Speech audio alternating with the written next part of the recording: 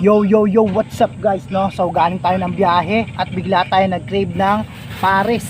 So ito, nakakita tayo ng parisan sa tapat ng simbahan dito sa San Roque guys, kung alam nyo yun. Parang bago lang sila kasi ngayon ko lang sila napansin eh. Ayan no, yung mga tropa natin nagke-crave din sa pares, matagal na nag-aabang sa atin na magpares tayo. So ito, doon ko sila ayain kung sakali man na okay to. Try muna natin, di ba? Bago natin promote dun sa mga tropa. Uy, naglag pa. So ito yung kanin nila. Solid naman yung kanin. Yun, tapos nilagyan ko siya ng garlic flakes.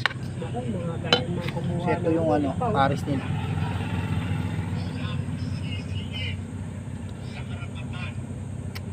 Harap guys. Let's go. Bukas na natin ito. Pang. Daming taba oh. Ayos din, dami din laman.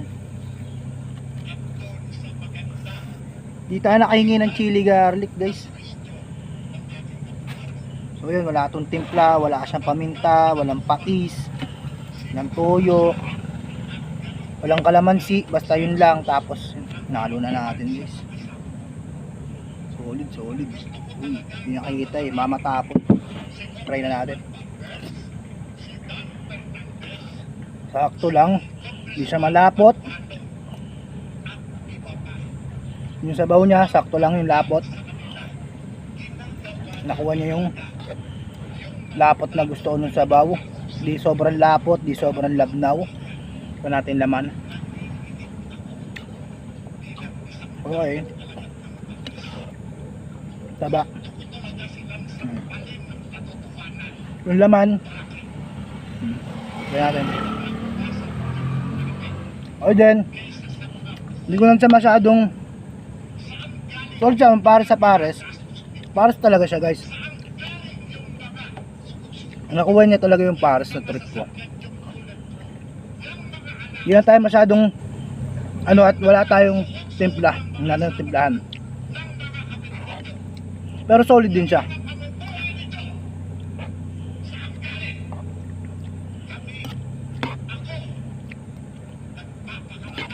Yung base sabihin pares, parang di naman siya lasang pares, parang di naman siya pares. So ito, pag sinabing pares, pares talaga.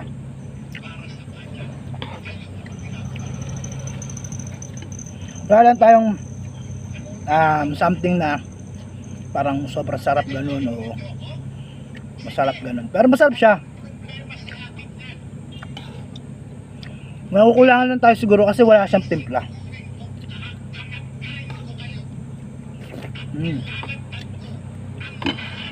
So yun guys, maraming salamat. Pares kayo dyan bro.